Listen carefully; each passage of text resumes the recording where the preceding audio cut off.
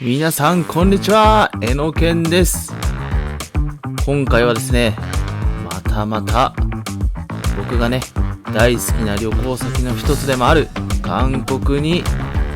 行ってみたいと思います。そしてですね、前回もそうだったんですけど、アシアナ航空ということでね、全く同じ機内食が出たので、今回もねプルコギのね機内食を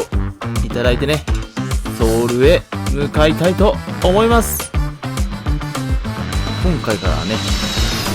ういったエフェクトも追加してみました。本当にね、日本からインチョン国際空港、あっという間に到着でございます。そしてですね、今回はコンドク駅にね宿を取ってありますので、コンドク駅までね向かいたいなと思います。 T メニーカードにねチャージをして、今回はですね直通列車ではなくて一般列車でね向かいたいなと思います。はい、到着いたしました。今回ね宿泊させていただくグラッドマポさんにやってまいりました。すごくねこのエントランスが綺麗でびっくりしました。比較的ね新しめですごく綺麗だったね印象があります。お部屋の方もね割と広めでゆったりできるね作りですごく良かったんですよ。本当にね観光旅行者にはありがたいようなねポイントがいくつもあって、それをね今からご紹介したいなと思います。おしゃれな雰囲気がねすごくいいです。こちらのねコンセントなんですけれども、日本からね持ってきたコンセントそのままねさせたりして変換プラグがいらなかったりするので、かなりね旅行者にはありがたいなと思いました。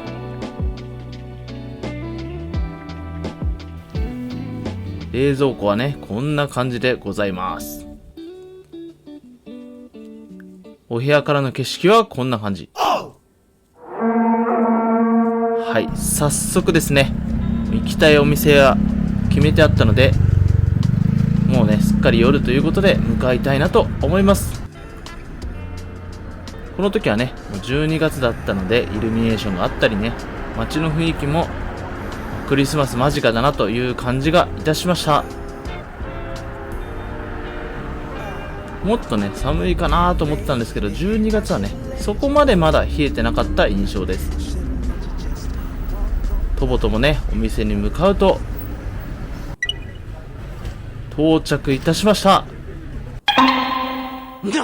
そうなんです、満席でねちょっと混んでる時間帯だったんですよね。はい、諦めるわけにはいかないということで、まずはねこちらで作戦会議、いや飲んでいこうかなと思いました。スフィンクスさんにやってまいりました。早速テラビールをね、入れなかった悔しさをこちらを飲んで晴らしていきたいなと思います。こちらねお通しなのかな、パンちゃん代わりなのか分かりませんが、ピーナッツが出てまいりました。本当にね何も考えずに入ったお店なんで、どんなメニューがあるかね逆に楽しみです。リサーチしてないお店だったんでねそこまで期待はしてなかったんですけど、結論から言うと美味しかったです。期待してない分ねとても美味しく感じて良かったですね。とりあえずですねこちらのベストおすすめと書いてあるので、そちらのメニューをね注文することにしました。もうね本当に移動の疲れでどんどんビールが進む。メニューがね1品目が来るまでに早速テラビールなくなってしまいました。やってまいりました、牛バラもやし炒めでございます。これ日本語訳これで合ってるかちょっとわからないんですけれども、チャドルバギのねこのチャドルだと思うんですけど、薄い牛肉にね、脂身が程よくあって、旨味が詰まっていてね、美味しかったです。こちらもね、来るまでね、本当に美味しいのかななんて疑心暗鬼だったんですけど、空腹も相まって、とても美味しく感じました。そしてね、何よりビールに合うんですよ。こちらのね、つけだれもつけていただいていこうかなと思います。わさびもね、ちょっとつけてね。やっぱりね、韓国料理、自分に合った味付けを試してね、それが美味しいんですよ。カスミギルやってまいりました。前回はね、コメント欄でクラウドビールなんかおすすめしてもらったんですけど、もうこの時はね、移動で疲れて、もうとにかく流し込まないとということで、目についたね、カスビールやテラビールを頼んでみました。今度はわさびをつけていただきます。めちゃくちゃね、肉の脂が噛むごとにね、旨味を感じられて、本当に美味しかったです。先ほども言いましたけど、どんどんビールが進む美味しさであります。これ見てるとね、本当にまた食べたくなりましたね。下調べせずにね、パッと入ったお店でも美味しい料理が食べられる、素晴らしいなと思いました。そしてですね、こちらの店主の女性の方なんですけど、そちらの方の接客もね、すごく優しくて良かったですね。日本から来ましたって言ったらね、とても優しくしていただきました。そういったところもね、ポイントが高かったです。料理がね、美味しいのは一番なんですけど、そういったね、人の温かさっていうのも素晴らしいなと思いました。どんどんね、来た時は量が多すぎて食べきれるのかななんて思ったんですけど、逆にね、足りないんじゃないかなって途中で思っちゃったぐらいね、すぐ食べてしまいました。本当にね、ビールがすぐなくなっちゃうんですよね。韓国のビールの瓶ちっちゃいんじゃないかなって、そんなことないと思うんですけど、あれれってね、錯覚してしまうほどですね。はい、そして今回は違う焼酎、初めて飲むセロを注文してみました。店主の方が言うにはね、ちょっと糖質が少なくてゼロシュガー焼酎ということでね、さっぱりとしたまろやかな味わいが特徴だそうです。初めてね、飲んだんですけれども、こちらの焼酎もさっきも言ったんですけど、まろやかなね、さっぱりとした味わいで美味しく飲めました。やっぱりね、韓国料理といえば焼酎でしょうということでね、テンションがまたまた上がってきました。ただですね、僕もお酒は大好きなんですけど、とても強いわけではないので、こちらのセロをね、飲み進めていくとだいぶ酔っ払ってきました。でもね、せっかくの韓国旅行、どんどん飲んでいっちゃおうということでね、飲み進めていきますよ。そしてですね、この頃になると料理もなくなってきたので、やってしまいました。焼き餃子をね、クンマンドゥかな、頼んでしまいました。この後ね、行きたいお店があるのに大丈夫なんかと今考えたらね、やめておけばよかったかななんて思ったんですけれども、こちらもね、味の方は最高に美味しかったので頼んでおいてよかったなと。韓国のね、マンドゥと言ったら日本でいう水餃子的なね、イメージがあるんですけど、こちらのね、焼き餃子はパリパリっとしたね、食感が美味しかったです。そしてですね、こちらのつけだれも日本のね、餃子につけるタレとはまた違ってですね、特徴的な味で美味しかったです。やっぱりね、大人になると新しい味に出会う、これがね、生きがいですよ。新しい焼酎、初めての味、最高にね、幸せをかみしめています。この後のね、お店のことも考えなきゃいけなかったんですけれども、またね、満席のままで入れない可能性もあったので、とりあえずね、どんどん食べて飲んでしまえと、この時は思っていました。でもね、本当に後悔はないです。セロもね、あっという間になくなってしまいました。ゼロシュガー焼酎、恐るべし。餃子ともね、相性バッチリだなと思いました。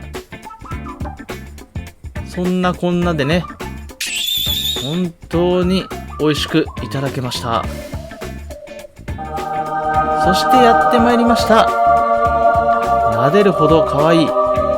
ョンハちゃんでございます。私がですね、今は日本でも購入できる、飲めるらしいんですけれども、この時はね、半年ぶりのチョンハということで、本当にね、飲みたかったんです。で、お店にね、置いてなかったんですけれども、これが飲みたかったんですよと店主の方に言ったらですね、走ってどこからか持ってきて、他のお店からね、譲ってもらったのかわからないんですけど、特別に出してもらいました。本当にね、ありがとうございました。めちゃくちゃね、嬉しかったです。このお店にね、入ってよかったなぁと。やっぱり旅ではですね、こういった出会いも醍醐味の一つですよね。もうチョンハはね、水です。もう完全に。どんどん飲み進めてしまいます。たまにね、韓国はチョンハじゃなくて焼酎飲めってコメント欄で言われるんですけれども、焼酎も飲むし、チョンハも飲む。全部飲みたい。これが私のスタイルであります。餃子もね、あっという間に食べてしまいました。チョンハも最後の一滴。ごちそうさまです。お会計はこんな感じ。これでね、エネルギーを復活できたんで、またね、リベンジしに行きたいと思います。先ほどのお店は果たして入れるのか。恐る恐る聞いてみると、いやー、無事にね、入店できました。今度はね、9時ということで、空いてるテーブルもあってね、無事に入店できました。見てください、この雰囲気。もう最高でしょ。このお店はね、韓国のドラマなんかのロケ地にもなったそうで、そして注文したソグム食いロース塩焼きをね、注文させていただきました。めちゃくちゃ美味しそうでございます。きな粉なんかもね、置いてあります。そして今回はまた人狼を注文いたしました。自分でね、最初切ってたんですけど、あまりの下手くそに、いや、私が切ったるわということで、店主の方がね、切っていただきました。ちょっとね、肉を切るのが素人で申し訳ないんですけど、せっかくね、美味しくいただくなら、確かに切ってもらった方がいいなと思いました。見てください、この照りを。美味しそうでしょ。ぶっちゃけね、硬いかなーなんて思ってたんですけど、衝撃が走りましたからね。思ってた倍は柔らかかったです。ちょっと撮影しながら食べてるんで、結局ね、この後ちょっと焼きすぎて硬くなってしまったんですけれども、ほとんどね、柔らかく美味しくいただけました。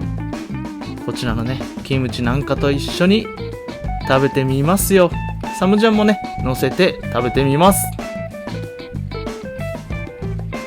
本当に美味しかった。そして、塩焼きなのにね、追い塩ということで、また塩をつけてね、食べる食べ方も試してみました。本当にこのお店はね、リピートしたいお店ですね。編集が辛くなる映像ですよ。いろいろな食べ方を試して、自分なりのね、楽しみ方をしていきたいなと思います。そしてね、韓国はマヌル、ニンニクもね、一緒に食べると最高に美味しいんですよね。ジンロとの組み合わせもバッチリ、最高に美味しかった。こちらのお店のねキムチも本当にね本場のキムチということで、日本人からするとね少し酸っぱいんですけど、それがこちらの料理のね美味しさを引き出してくれる、テンションが上がる美味しさでございました。いやもう完璧ですよ、この組み合わせ。美味しさがね爆発しましたから最高です。ジンロもねどんどん飲んでいく。そしてですね、今回の旅で初めて食べてみたかったこちらコプテギを注文させていただきました。いやどんな味かね想像もつかないです。食べたことがないので、こちらもね店主の方が切りながらね焼いてくださいました。いやこれねほんと笑っちゃったんですけど、熱くないのかなって。いや僕ね結構火とかビビリなんで、すごいなぁとね言葉を失ってしまいました。いい感じにねコプテギが焼けてきましたよ。こちらもねおとなしく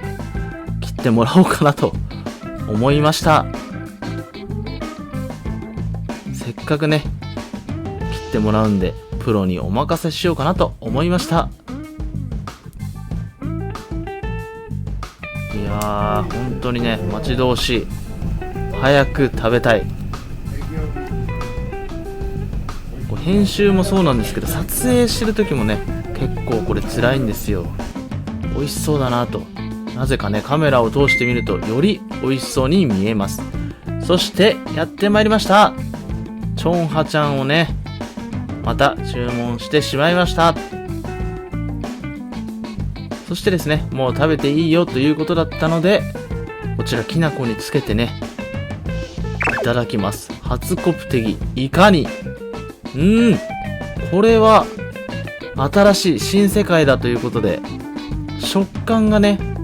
もっとコリコリかなと思ったら柔らかくて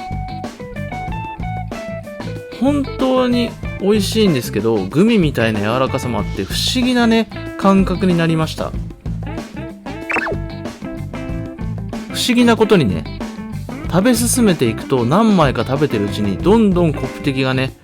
美味しく感じられて、どんどん好きになりましたね。コプテギがあったらねまた注文したいなと普通に思いました。そしてチョンハをいただきます。こちらのコプテギもねきな粉以外にもいろいろな食べ方を試行錯誤していきながら楽しんでいきたいなと思います。キムチなんかとね合わせてみたり、塩だけで食べてみたり、皆さんはね日本人が何やってんだと思うかもしれないんですけれども、外国人あるあるでね、はい、またねコメント欄で教えていただけたらななんて思いますよ。やっぱりね改めて日本ではねコプテギは提供してるお店もねほとんどないと思うので食べれませんから、韓国ならではのねこの雰囲気とコプテギの味とね食感、本当にね楽しめました。このキムチもね美味しかったですね。本当にサイ&コーということで本当にね最高の思い出となりました。このお店もね本当は前回の旅行でも行きたかったんですけれども、やっぱりねソウルも広いですから、まとまってねお店たちが固まってないとなかなかね1回の旅行で回れないということで、今回はこちらのねマポエリアに宿泊させていただきました。本でとかもね行きやすいですしいいかなーなんて思っていましたよ。チョンハがどんどん進みます。本当にね不思議なもので、韓国料理の一番恐ろしいところはお酒がねどんどん飲めてしまうところなんですよね。気づいたらねほんと二日酔いになってしまいますので、あっという間にコプテギ食べてしまいました。本当にね、不思議な食感と旨味が詰まっていてね、お酒との相性バッチリだなと思いました。お会計はこんな感じ。ごちそうさまです。大満足でございました。2軒目ということもあってね、お腹いっぱいになりました。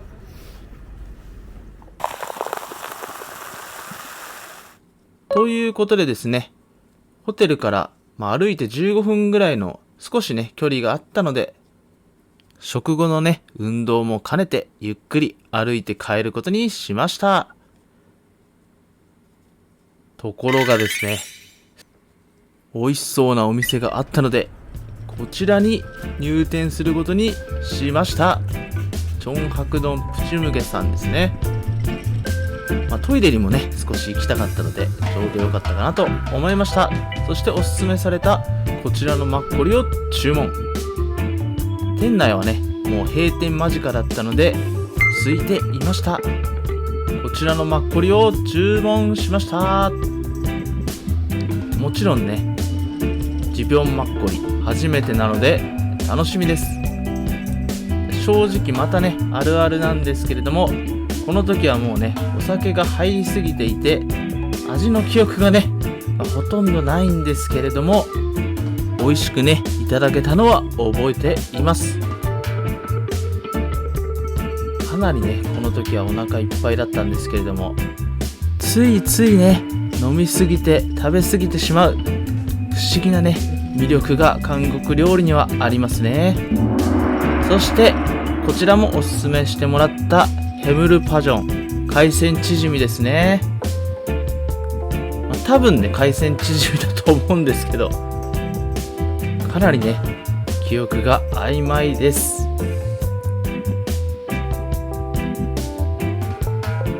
いや、本当にね、マッコリとチヂミの相性は最強ですからね。いつかね、いろいろな種類のマッコリを全制覇してみたいなと、新しいね、夢ができました。まだまだね、本当に食べたいもの、飲みたいお酒がたくさんあります。そしてですね、もうお腹も限界だったので、トイレをね、お借りして、こちらのお店はこの辺でお持ち帰りさせていただくことにしました。この後ね、ホテルでまた食べて飲むのが楽しみです。一旦ね、ごちそうさまです。ありがとうございました。さすがにね、この日はね、明日に備えてホテルにおとなしく帰って寝ることにしました。本当に最高でした。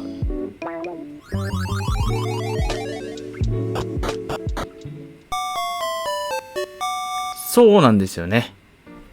少し寝たら真夜中に起きてしまいまして、小腹も減ったということでですね、先ほどのマッコリもね、お持ち帰りしましたので、チヂミと一緒にいただきます。これスプーンで食べてるんですけど、箸をね、いただいたみたいなんですけど、部屋のね、入り口のところに落としてしまって、それに気づかなくてですね、スプーンで食べていましたよ。そして先ほどのマッコリ、混ぜ方をね、軽く教えてもらったので、直飲み失礼いたします。ホテルでね、静かに飲むマッコリも最高です。食堂のね、賑やかな感じも大好きなんですけれども、一人でね、まったり食べて飲むのも大好きでございます。ちょっとね、スプーンで食べてるんでシュールだと思うんですけど、初日はね、こんな感じで終了となります。本当に大正解、大満足でございました。はい、お決まりのね、二日酔いになってしまいました。いやー、でもね、前回の旅行の最終日ほどではなかったんですけれども、二日酔いプラスちょっとね、お腹を壊してしまって、完全にこれはお酒が原因なんですけれども、それでね、腹痛でちょっとね、外に行くのが大変だったりしたんですけれども、ここはですね、不屈の精神と気合で、2日目もね、韓国旅行楽しんでいきたいと思います。おはようございます。やっぱりね、まだ2日酔いなんで、そんな時はね、治すためにもまずは朝食を食べに行きたいなと思います。朝9時ですね。まだ人は外はまばらですね。やっぱりね、二日酔いにはスープでしょということで、ネイバーマップでね、近くにあったこちらのお店にやってまいりました。マポヤンジソルロンタンさんにやってまいりました。いやー、ソルロンタンをね、食べれればいいかなと思ってたんですけど、何が人気ですかと聞いたところ、このトガニタン美味しいぞと教えていただいたので、迷わずトガニタンを注文しました。キムチのね、この自分で切るスタイル、韓国に来たなって感じがして大好きでございます。やってきました。トガニタンでございます。この時はね、中が何も見えなかったんで、どうなってるんだろうとちょっと不思議、ソルロンタンとのね、違いが最初分かりませんでしたが、後々ね、トガニタンの美味しさに魅了されていくことになります。例のごとくですね、味付けはね、自分で追加していくシステムだと思いますので、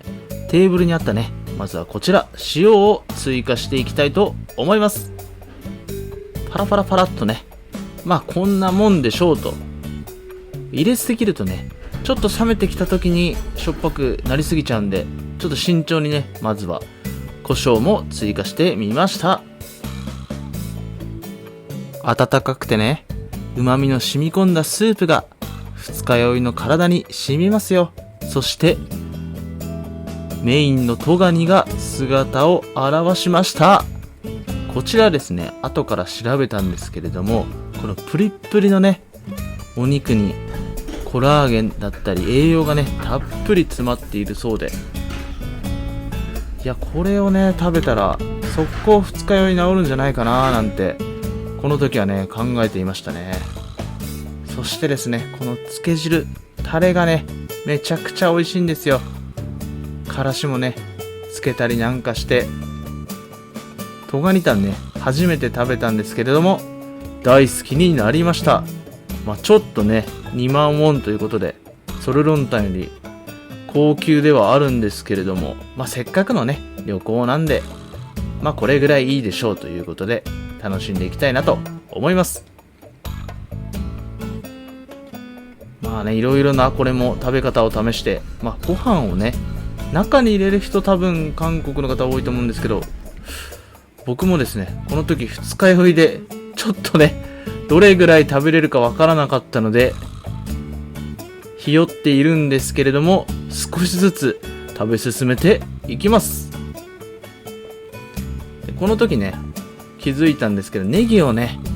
最初に入れとけばよかったなと。ネギ好きなんでね、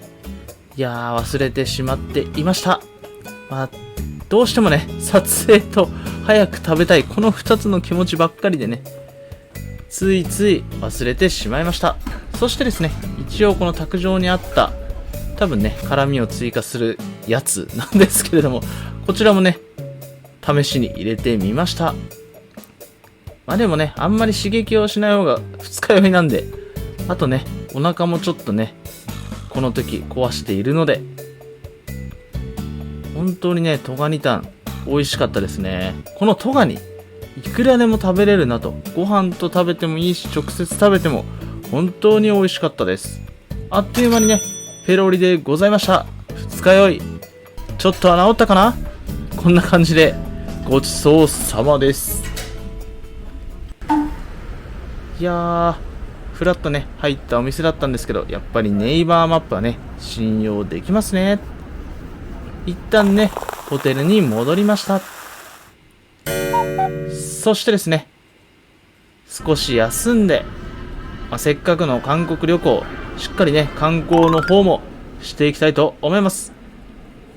こちらね、2駅ぐらい進んで、宵鳴駅、そして、半岸にやってまいりました。初半岸ということでですね、すごくね、綺麗な公園と、半岸の景色に癒されましたよ。体調がね、よかったら、本当はラーメンなんか食べたかったんですけれども、またね、来たいなと思いました。そしてですね、そこから歩いて、ヒュンデソウル。こちらデパートですね。こちらもね、フラッと買いたいものはなかったんですけれども、見学してみようかなとやってまいりました。すごいね、おしゃれで高級感のある店内で、僕にはね、ちょっと似合うかなーって感じだったんですけれども、これはこれでね、楽しめました。クリスマスシーズン真っ只中、行列ができていましたよ。そしてですね、もちろんこの辺に来たのにも狙っていたお店があるからなんです。こちらね、入り口に到達するまでかなり時間かかってしまいました。やってきました。フィジョンシッタン、フィジョン食堂さんにやってきました。こちらはですね、プデチゲが美味しいと有名らしいので、韓国でね、まだプデチゲデビューできてないので、早速ね、プデチゲ注文してみたいなと思います。お姉さんがね、はい、もうプデチゲでしょって聞いてきてくれたので、あ、そうですと答えてですね、やってまいりました。フィジョンプデチゲでございます。こちらのね、プデチゲは他のお店と少しね、違うそうなので、楽しみでございます。日本でしかね、プデチゲ食べたことないので、ちょっと比べようはないんですけど、二日酔いなんですけど、カスビールでね、まずは迎え酒。これぐらいなら大丈夫でしょうということで、飲んでいきます。だいぶね、この時、70% ぐらいは回復してたかな。今か今かと、早くね、プデチゲを食べたい。そんな気持ちでね、待っていました。こちらはね、パンちゃんですね。美味しそうなキムチ。早くね、食べたいんですよね、本当に。そして、完成いたしました。これがね、真の姿、フィジョンプデチゲ。2人前でございます。いやー、見てくださいよ、このルックス。最高でしょう。韓国でのね、初めてのプデチゲ。味はいかにということで、いただきます。いやー、本当にね、結論から言うんですけど、美味しかったです。このね、寒い季節にぴったりだなと思いました。味も濃すぎず、ちょうどいい塩梅でね、どんどん食が進んでいきます。これね、二日酔いじゃなかったら、どんどんね、お酒をもっと飲んでしまっていたかもしれません。そしてね、僕の好きなラーメンも入っているので、プデチゲはね、もう完全食ですよね。本当にね、この一つの鍋でいろいろな栄養が詰まっている。でさらにね、これだけ美味しいんでどんどんご飯も進む。いや、最高だなと思いました。そしてね、旨味が凝縮されているこちらのスープもいただきます。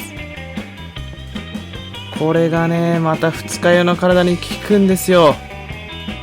プデチゲがなかったらね、二日酔いでもしかしたら死んでいたかもしれません。そんなことはね、ないんですけれども、本当に美味しかった記憶があります。こちらはですね、僕が好きな日韓夫婦 YouTuber のうかるかさんがね、おすすめしてくださっていて、来てみたんですけれども、本当に大正解。いや、本当にね、いつか会ったら、フィジョンプデチゲさんをね、紹介してくださってありがとうございますとね、お礼を言いたいぐらいでございます。とても美味しかった。とにかくね、入り口が分かりづらいので、この場所にさえね、たどり着ければ、本当に美味しいプデチゲが食べられます。見てください。このラーメン。ちゃくちゃ美味しそうでしょ。箸が止まりません。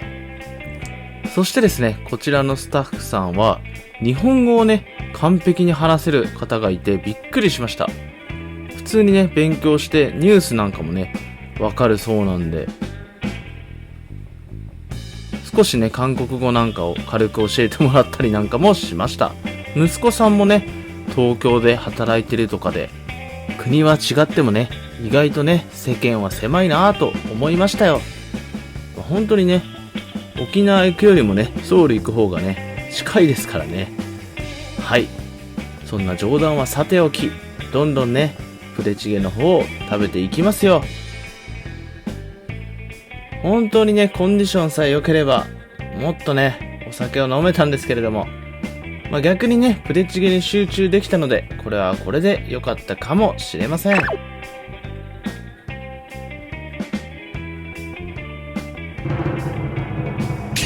いやー、この美味しさはね、それはガッツポーズも出ますよ。というぐらいね、美味しかったです。そしてですね、いろいろな具材が入っているので、どんどんね、食べ進めていっても飽きない。これもね、いいところだなと思いました。いつかね、いろいろなお店のプデチゲを食べて回ってね、プデチゲ評論家になろうかななんて思ったんですけど、まだまだね、韓国で食べたくて食べれてない料理たくさんあるのでね、その夢はまだまだ叶いそうにはありません。冷静にね、カムジャタンもまだ食べたことないですからね。行きたいお店はあるんですけれども、なかなかね、全部は回れないっていうのが現状でございます。2024年はね、たくさん韓国旅行に行けたらなと思っていますよ。贅沢にね、よそっていきます。このね、ハムですか。もう美味しかったですね。やっぱりね、いろいろ適当に入ってるんじゃなくて、この組み合わせがね、バッチシなんですよね。いやー、考え抜かれた計算によってね、具材が入っているんだなと思いました。ここら辺でね、二日酔いを完全にやっつけてやろうということで、さらに食べ進めていく。いやー、こんな美味しいお店がね、家の近くにあったらすぐ行ってしまいますね。そして見てください、余ったね、お米とラーメン。いやー、この組み合わせ最高でしょ。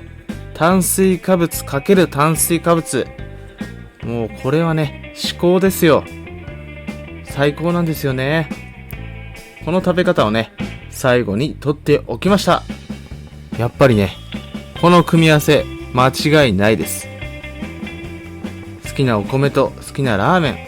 ン、日本にもね、焼きそばパンなるものがあるんですけど、それとね、同じように一見ね、合わなそうだなっていう組み合わせが最高だったりするんですよね。日本で言うとね、お好み焼きでご飯を食べるというね、組み合わせもあるぐらいですから、改めてね、この韓国旅行の難しいところは、美味しい料理、美味しいお店がありすぎて選ぶのが大変ということです。本当にね、お腹がね、無限に食べられたら全然いいんですけど、大人になってね、お金が昔よりあるようになっても、お腹がね、逆に食べれる量が若い時より少なくなって食べれなくなる。これがね、なかなか人生うまくいかないなと。難しいですよね。その分、今はね、食べられるものを大切にね、感謝を込めていただきたいなと思いました。もうそろそろね、プデチゲもなくなってきてしまったので、ラストスパートね、この旨味は溶けたスープをいただこうと思います。本当にね、こちらの店に来てよかったなと思いました。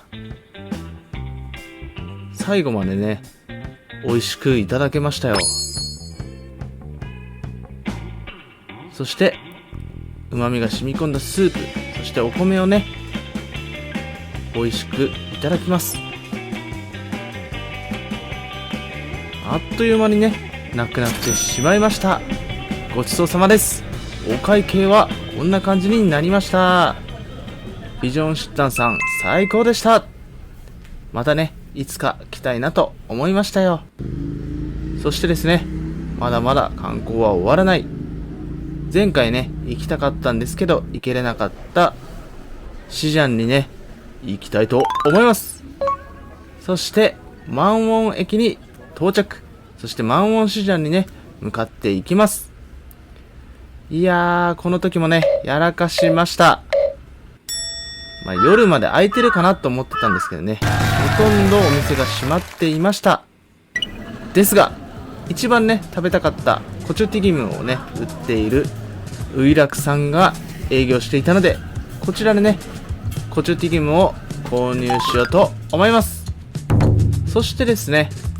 カフェマンウォン、こちらね、持ち込みができるということで、こちらでね、コチュティギムを食べながら、もう一杯飲もうかなと思いました。こちらね、トイレもね、すぐ近くにあって本当に便利だなと思いました。オリジナルコチュティギムでございます。日本のね、韓国料理屋で食べたコチュティギムとまたどこかね、違うのかなと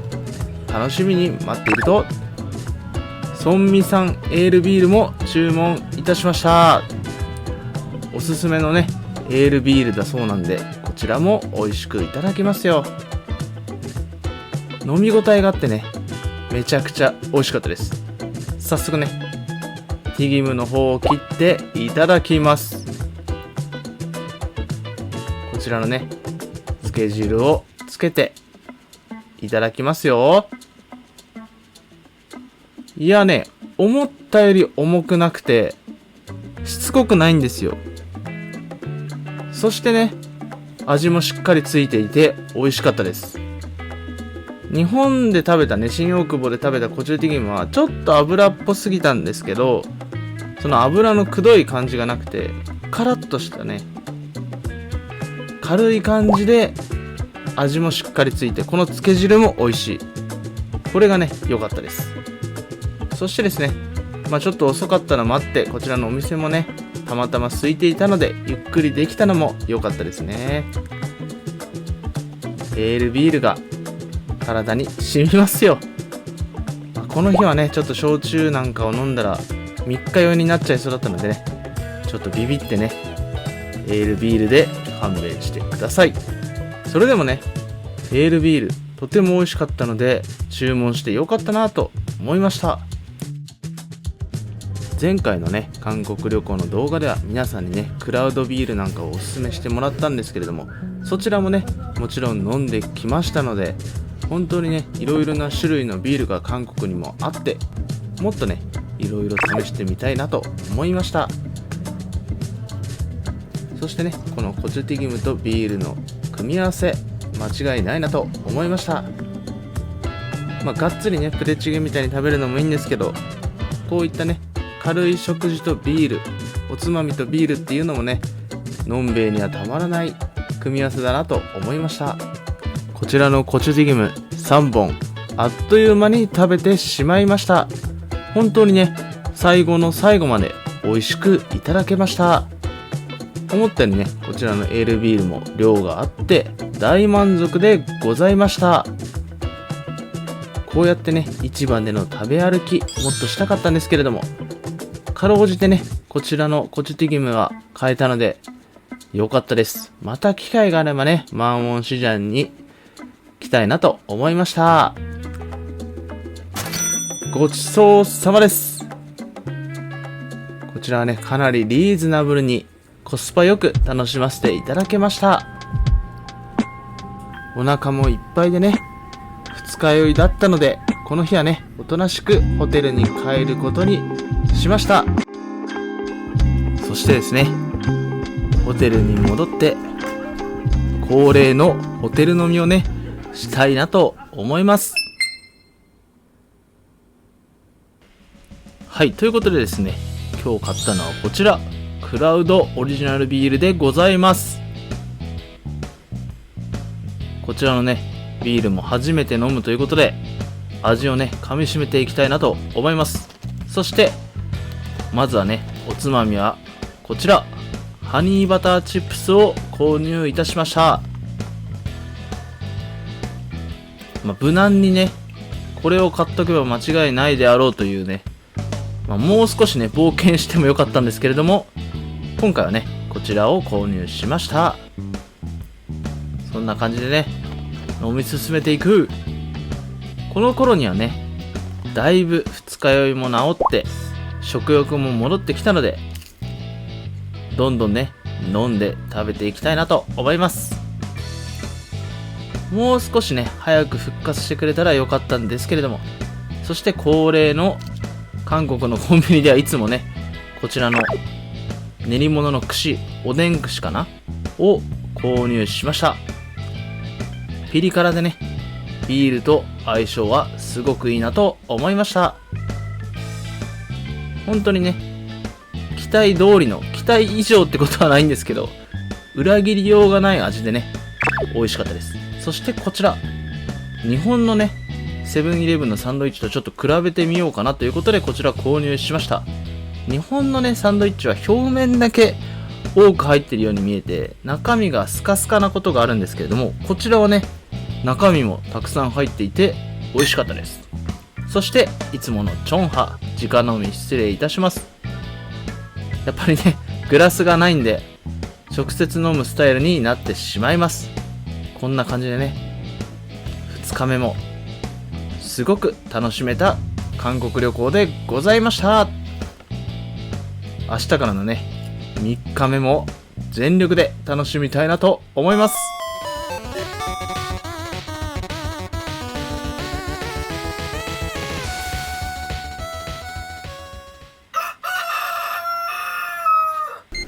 はい、ということでですね、3日目はね、ホテルの移動もあるので、またねこちらジョンロエリアにやってまいりました。まずはねチェックインできない時間だったんですけど、荷物をねこちらまたホテルベニュージーさんに預けて、こちらチュンムロに移動してまいりました。早速ねランチで食べたいものがあったので、こちらのお店にやってまいりました。ピルドンミョン奥さんにやってまいりました。この日もね胃腸に優しい冷麺をね食べたいなと思ってこちらのお店にしました。早速注文した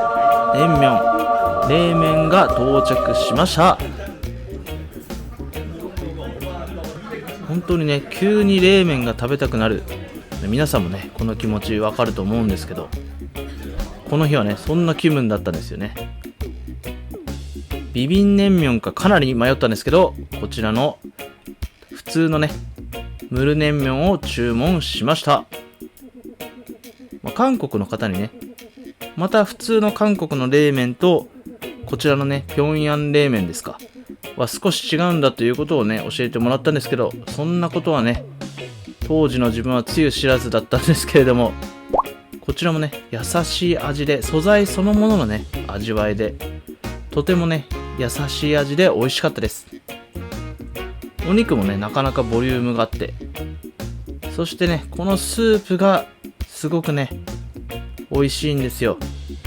さっぱりしてるんですけど旨味がある、そういった感じでね、やっぱりね二日酔いを癒すのはこういった味だなと思いました。そしてですね正しい食べ方っていうのはわからないんですけど、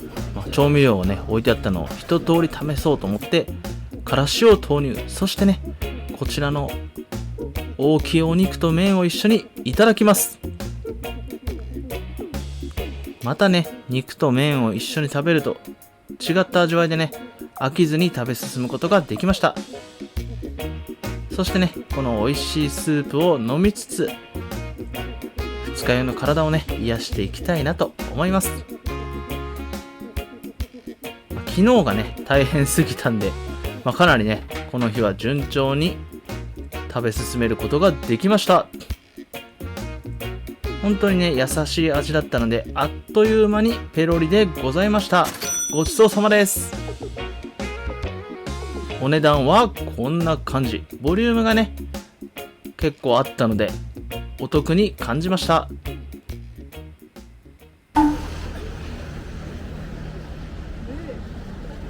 そしてですね、カンナム方面にも用事があるので、この後ね、移動したいなと思います。時刻はね、夕方の5時でございます。こんな感じでね、すっかり辺りも暗くなってきてしまいました。そしてですね、この時はもう用事が済んでいたので、軽くね、買い物をして靴をね、購入しました。そしてですね、僕の大好きなおでんの屋台を発見。こちらはね、歩いてシンノンヒョンまで来ていたんですけれども、日本人としてはね、注文するハードルが少しね、高かったんですけれども、こちら3本から購入できるということで、おでんをね、3本購入して美味しくいただきました。寒いね、ソウルの冬の夜にぴったりの食事だなと思いました。ごちそうさまです。本当に美味しかった。そしてですね、この日のディナーをいただこうということで、新様でまたやってきました。そうです、日本人あるあるカンジャンケジャンのお店でございます。どうしてもね、日本人はやっぱカニを食べないと気が済まない生き物なのでね、一韓国旅行一カンジャンケジャンということでね、ヤンニョムケジャンがね、かなり悩んだんですけれども、またね、カンジャンケジャン頼んでしまいました。周りの皆さんはね、アグチムかなを食べていたので、今度はね、そちらの方にも挑戦したいなと思いました。そしてビールで乾杯。まずはね、テラビールで飲んでいく。いやもうね、安定の味で、クラウドビールもいいんですけどね、やっぱね、なんかテラビール飲むと帰ってきたなっていう安心感がね、あります。そしてこちらケランチムでございます。卵を蒸した料理でね、辛いものを食べた後なんかにもよく食べるそうなんですけれども、単品でもね、めちゃくちゃ美味しいんで、本当にね、大好きな料理ですね。やってまいりました。カンジャンケジャンでございます。見てください、この身のね、照りを。プリップリでしょ。本当にね、美味しそうじゃなくて美味しいんです。早速ね、こちらのカンジャンケジャンいただきます。いやー、Go to Heaven ですよ、これはね。最高の一言でございます。この身がね、一番あるところにかぶりつく、最高の贅沢だなと思いました。本当にね、カニの身をね、一滴たりとも残さず食べ尽くしたいなと思います。結構ね、日本人なりにもコツがね、昔より分かってきて、カンジャンケジャンのね、食べるコツをね、掴んできたような気がしています。あっという間にね、テラビールなくなってしまいました。そして注文したのはこちら、クラウドドラフトビールでございます。クラウドもね、これ何種類かあると思うんですけど、とりあえずね、こちらクラウドといったらこちらを持ってきてくれました。乾杯。やっぱりね、韓国人の皆さんがコメントでね、教えてくださるので、いろいろなお酒や料理に挑戦できる、本当にね、感謝でございます。そしてケアルペッパンも注文。いやもうカンジャンケジャン狂いなんですよね、僕はもはや。贅沢にね、カンジャンケジャンの身をふんだんに使ったビビンパでございます。普通にね、白米とカンジャンケジャンの汁を混ぜたりとか身を混ぜたりしてもいいんですけどね、日本語にはね、デザートは別腹といったね、ことわざもありますから、食べた瞬間ね、旨味が大爆発。本当にね、天に昇っていくようなうまさでございました。そしてね、ビールが合うんですよ。皆さんに教えてもらったクラウドビール、こちらのね、味が本当にね、気に入りましたよ。そしてね、海苔にさっきのね、ケアルペッパーを乗せて、またちょっとね、いただこうかなと思います。食べ方がね、またね、違うぞと言われるかもしれないんですけど、うまいんでね、これでもいいかなということでですね、なかなかね、文化が違うんで難しいですよね。でも海苔に美味しい具材を乗せて食べる、これは間違いないでしょう。そしてね、クラウドビールをまた飲んでいきます。そしてですね、皆さんも分かってくださると思うんですけど、周りの方が食べている、人が食べているものって美味しそうに見えるじゃないですか。この時はですね、周りの皆さんほとんどね、アグチも食べていて、途中でね、残りを縮みにしてもらったりなんかして、次はね、絶対そちらをね、注文してみようと思いました。毎回ね、カンジャンケジャンでも、芸がないのでね、でもこういったね、次またね、韓国に来てこれを食べてやろうっていうね、モチベーションをもらいましたよ。次のね、韓国旅行では、またね、こういった海鮮系のお店に行ってね、今度はアグチもね、絶対食べてね、ソメクをね、飲んでいこうかなと思いました。そんな感じでね、ビールはあっという間になくなってしまいます。そしてね、またテラビールに戻る。ずっとね、同じものを飲んだり食べたりするのがね、ちょっと苦手なんですよね。本当にね、こちらのね、カンジャンケジャンとケアルペッパーをね、交互に食べていく最高の贅沢だなと思いました。ビールがね、減らないわけがありませんから、本当にね、こちらのお店に来てよかったなと思いましたよ。そしてですね、飲み進めていると、あっという間にね、ビールがなくなってしまいます。またね、韓国人の視聴者の方に食べ方が、もっと美味しい食べ方があるぞと言われてしまいそうな気もするんですが、自分なりに美味しく食べていけたらいいなと思っていました。そしてですね、ケアルペッパーをさらにまたカンジャンケジャンのね、中に入れて、またね、旨味の染み込んだタレにね、つけて食べていく。もうそもそもね、味がついてるのにさらにね、味が濃くなって、本当にね、これは美味しいんですよ。ちょっとね、語彙力がもうなくなってきてしまったんですけど、それぐらいね、ひたすらに美味しいなと、優勝だなと思いました。あっという間にね、ビールもなくなってしまいますよ。本当にね、久しぶりのカンジャンケジャン、最高でございました。ごちそうさまです。料金の方はこんな感じでございました。少しね、お値段したんですけれども、満足度がね、高かったので、いいかなと思いました。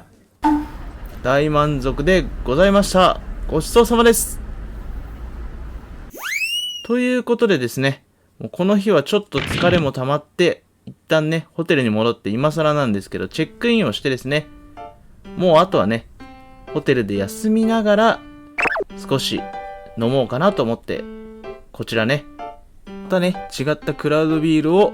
買ってみました。こちらのね、ホテルの部屋なんですけど、少しね、勘違いをしてしまって、思ってたより狭い部屋になってしまったんで、すごくね、撮影しづらかったんですけど、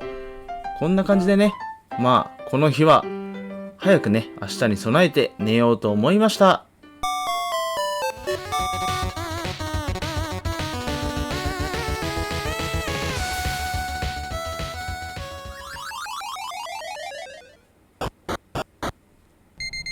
おはようございます。5日目はね、帰るだけなんで、実質ね、一日中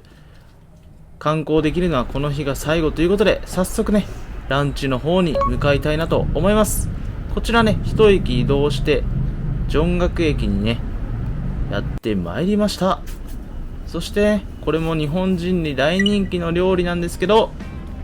タッカンマリのね、お店にやってまいりました。もうね、ランチタイム行列ができていたほどの人気店でございました。座るとね、もうとりあえずタッカンマリを注文。早速ね、タッカンマリの方がやってまいりました。いやー、こちらのお店のね、特徴は最初からね、ソースの方が作ってありますので、味にね、ブレがないんですよね。このお店伝統のね、美味しいソースとタッカンマリ、本当に楽しみです。そしてね、こちらの旨味の染み込んだスープもいただきます。そしてね、早速鶏肉の方いただいていこうと思います。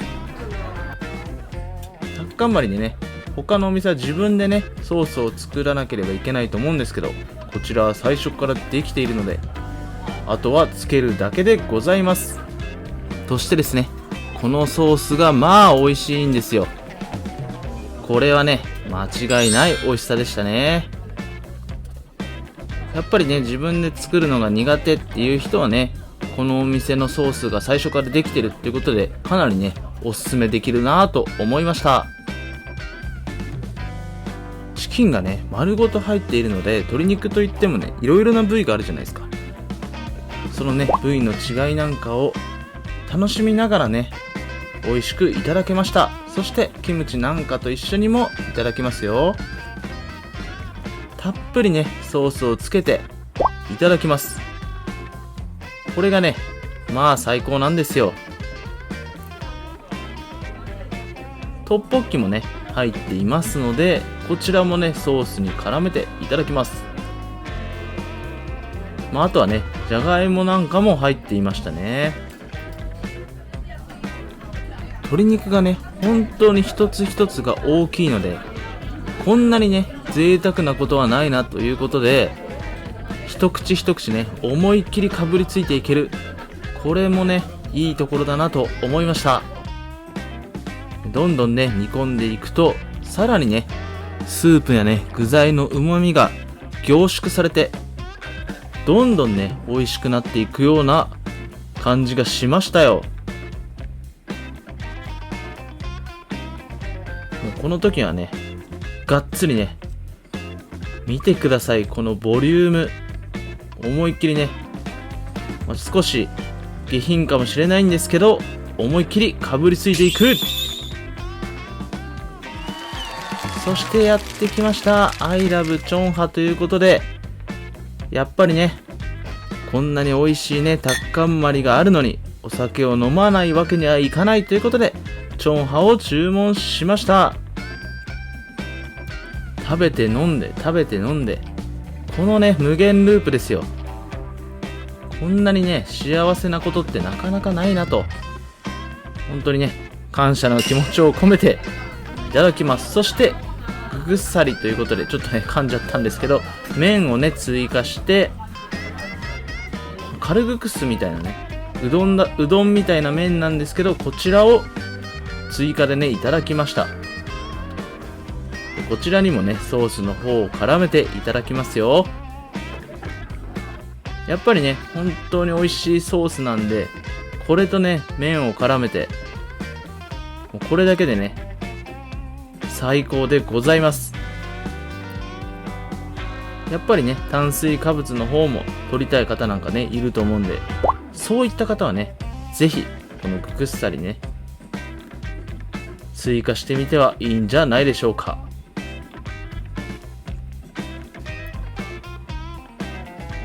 タッカンマリね、最後まで飽きずに、本当に美味しくいただきました。僕にとってはね、このチョンハも、水みたいなもんなんで、あっという間に飲んでしまいました。そしてね、最後の最後にこの旨味の詰まったスープを飲んで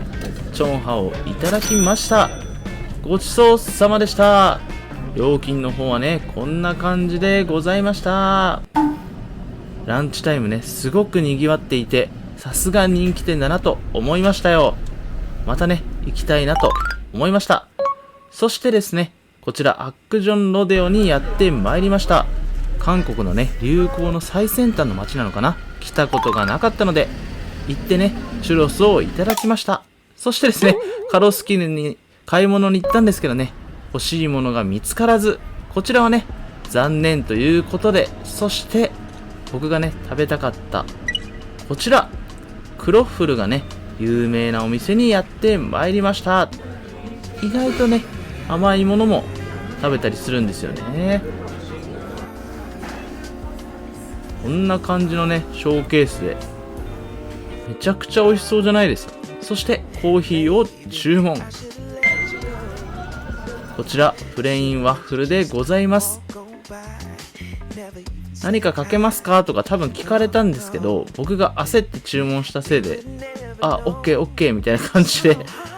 普通のが出てきてしまったんですけどね、次は落ち着いてまた違ったトッピングなんかをね、注文してチャレンジしていきたいなと思いました。でもね、このままでも本当に美味しかったですよ。ワッフルなんですけど、クロワッサンみたいな食感でね、甘すぎず薄すぎずでちょうどいい甘さでね、美味しくいただけました。あっという間にね、こちらペロリでございました。お酒ばっか飲んでたんで、たまにはね、こういった休憩、落ち着いたお店もいいなと思いましたよ。ごちそうさまです。甘いものがね、好きな人にはぜひね、おすすめのお店だなと思いましたよ。そしてですね、マンウォンシジャンでの失敗を挽回すべく、ソウル純安シジャンの方に向かって新南駅にまずは来ました。こちらではね、ぜひ行きたいお店があるので、そちらの方に向かっていきます。でもその前にね、まずはシジャンの方を少しね、見学したいなと思ってやってまいりました。やっぱりね、カンジャンシジャンとかとまた違ってね、地元の人が多くて賑わっていて、とてもね、活気があって、僕はね、楽しめましたね。料金もね、そんなにすごい高いわけじゃなくて、お得にね、楽しめたなと思いました。そしてやってまいりました、パピヨンコプチャンさんでございます。日本人向けにね、YouTube をやられている韓国人の知り合いの方がね、紹介してくださったお店でございます。 YouTuber のね、ウカルカさんなんかも紹介されていました。まずはね、カスビールを注文でございます。そしてソグムグイコプチャン、塩焼きコプチャンをね、注文しました。こちらもね、おすすめということで食べていく。こちらね、付け合わせの方がたくさん種類があります。まずはね、ビールだけで乾杯。今からね、コプチャンが本当に楽しみです。早速ね、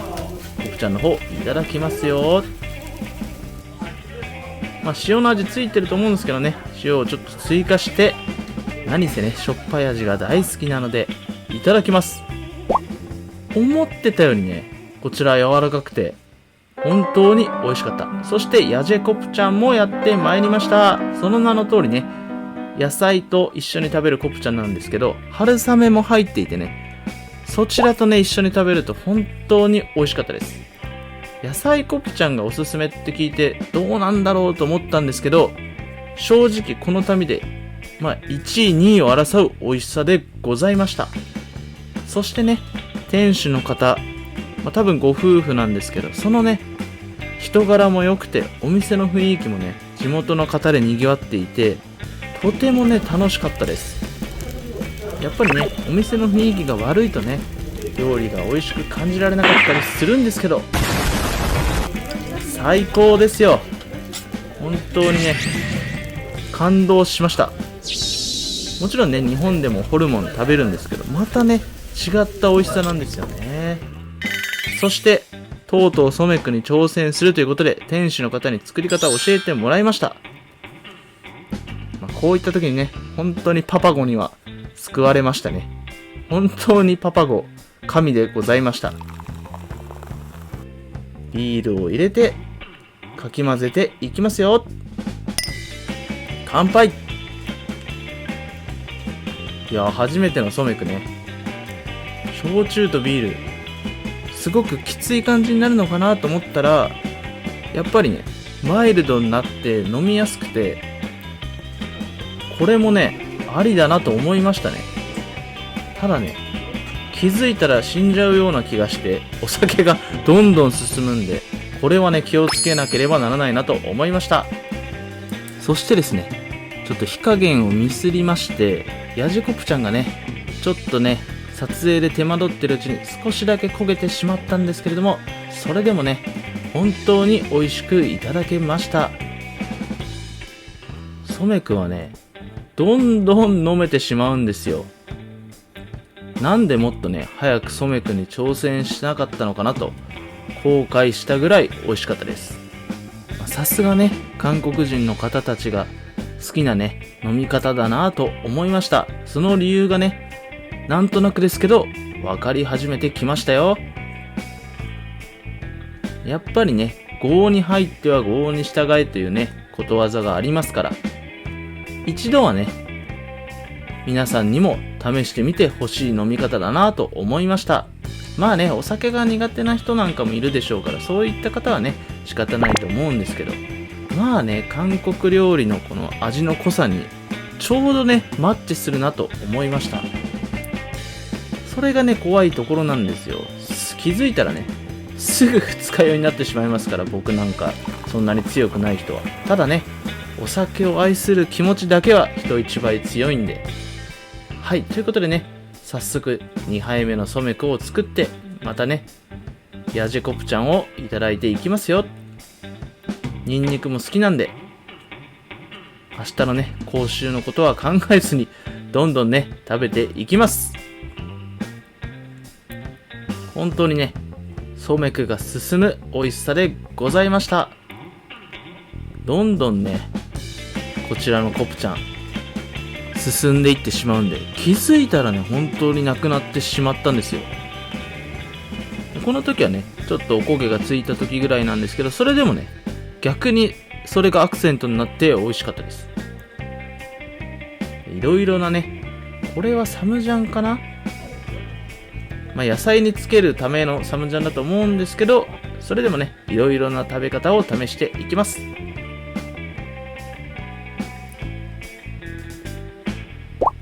いやー、本当にね、美味しかったですね。もうね、日本で韓国料理を逆にね、食べることがほとんどね、今ではなくなってしまいました。やはりね、本場の韓国料理の美味しさ、これがね、最高なんですよ。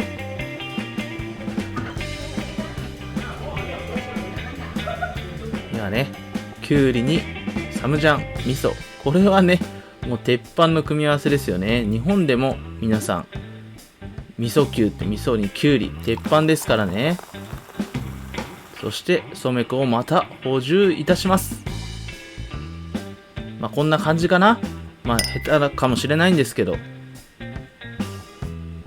たまにね、店主の方が見に来てくれて、作り方をね、また教えてくださいました。いやー、もう完璧でしょ。とにかく全部乗せる、これが韓国料理の正解なんだなと勝手にね、導き出した答えでございます。まあね、間違いないんですよ。この頃になるとね、ソメクにどんどん慣れてきて、そして酔っ払ってきたので、またね、明日のことは考えずにどんどん飲んでいきますよ。 OK サインが出たんでね、こんなもんで大丈夫だということで、店主のね、お墨付きをもらっていただきます。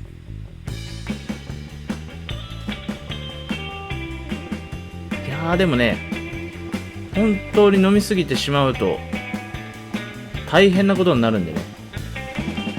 飲みすぎには皆さん気をつけましょう。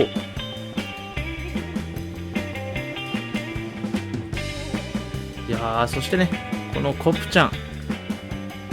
本当に美味しかったし、値段もね、他のお店より一回り安いんじゃないかなと、お得に美味しく楽しめる最高のお店でしたね。してね、スタッフの方、店主の方のね、人情と言いますか、優しさにも触れてね、いい思い出になりました。これ何杯目だ、ソメク。結構ね、飲んでますよね、もう。まあね、韓国人の方からしたら、全然まだまだやと言われてしまうと思うんですけど、まあ、初めてにしてはね、楽しめたんじゃないかなと、勝手に思っております。そしてね、バレーの試合がしていて、テレビでね、観戦しながら、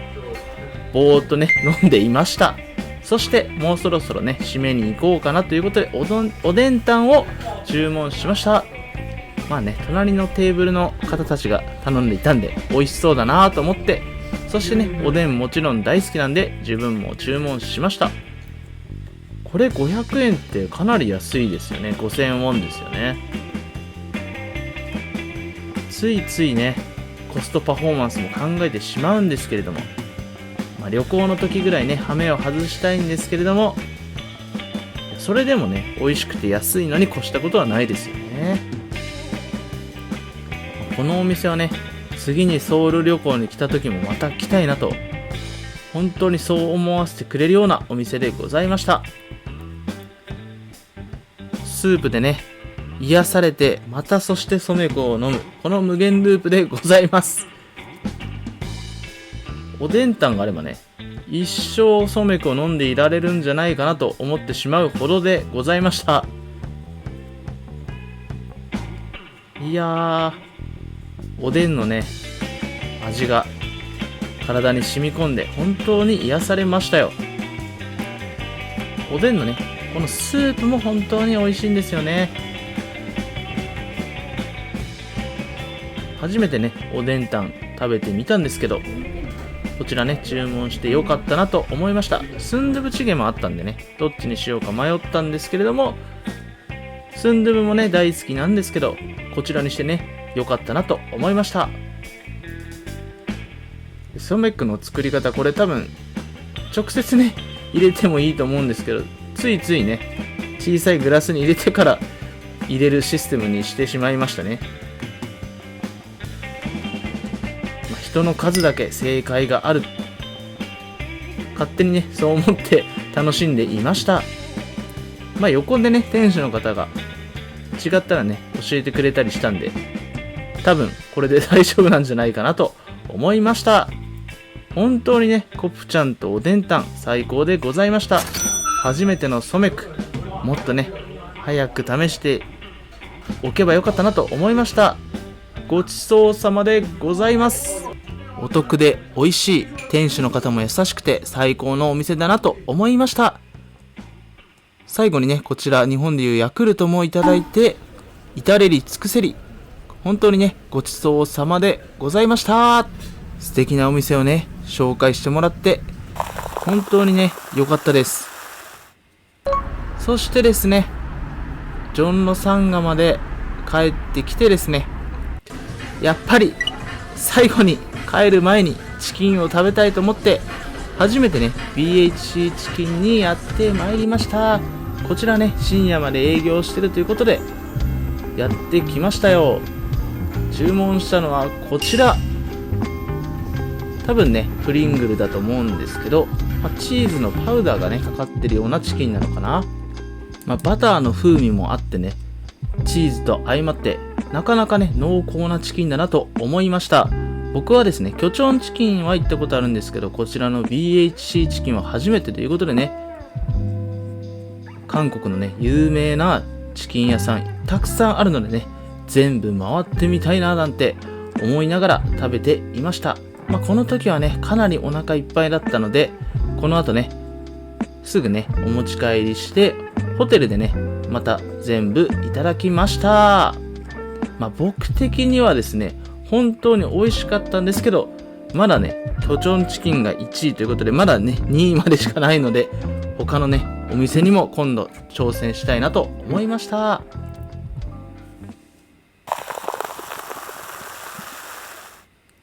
あっという間にね帰国日になってしまいました。旅行のねこの帰る時、本当にね切ない気持ちになりますよね。そんなねことを思っていると、あっという間にねインチョン国際空港に到着しました。でもね、最後まであがいてやろうと思って、韓国料理をね、最後まで楽しみますよ。日本では買えないね、こちらキンパをコンビニで買って最後に楽しもうと思います。今回もね、たくさんの大好きな韓国料理をいただけてね、自分にとっては最高の韓国旅行となりました。さらば韓国、また来る日までということでですね、今回もソウルだったんですけれども、次はね、ソウル以外のプサンだったりチェジュ島だったり違ったね、韓国の地域にも行きたいなと思いました。今回はね、帰りも機内食が出るので食べていきたいなと思います。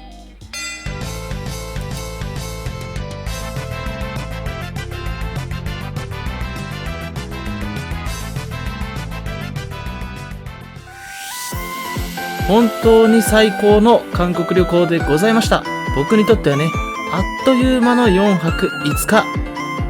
特にね、美味しい韓国料理を食べれて、ハンガンなんかも見れて、最高の思い出になりました。またね、まだまだ食べれてない韓国料理、韓国のお酒をね、求めて旅を続けたいなと思いますよ。本当に最後までご視聴いただきありがとうございました。またね、次の動画で皆さんにお会いできるのを楽しみにしております。長い動画だったんですが、最後までご視聴いただき本当にありがとうございました。またね。